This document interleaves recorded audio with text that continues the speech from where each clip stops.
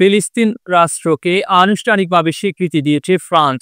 সোমবার 22 September new ইয়র্কে জাতিসংঘের বার্ষিক সাধারণ পরিষদের বৈঠকের আগে ফ্রান্স এই স্বীকৃতি দিয়েছে। এর আগে এক ভিডিও বার্তায় দেশটির প্রেসিডেন্ট ইমানুয়েল ম্যাক্রো বলেছেন, মধ্যপ্রাচ্যের আল আকসা অঞ্চলে শান্তিপূর্ণভাবে দ্বিরাষ্ট্র সমাধান নীতির বাস্তবায়নই ফ্রান্সের একমাত্র দাবি। তবে হামাস যুদ্ধবিরতিতে সম্মত হলে এবং তাদের হাতে বন্দী সব জিম্মিকে মুক্ত দেওয়া হলেই কেবল ফিলিস্তিনি রাষ্ট্রে দূতাবাস খুলবে বলেও দেশটি জানিয়েছে।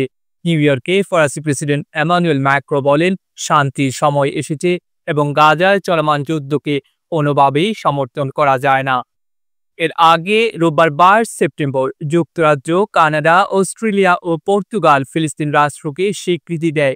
একই ধরনের পদক্ষেপ নেওয়ার কথা রয়েছে বেলজিয়াম, লুক্সেমবার্গ, মাল্টা, অ্যান্ডোরা এবং সান মারিনোর। এর মাধ্যমে গাজায় মানবিক সংকট এবং পশ্চিম তীরে বসতি স্থাপনের কারণে ইসরায়েলের ওপর আন্তর্জাতিক চাপ বাড়ছে।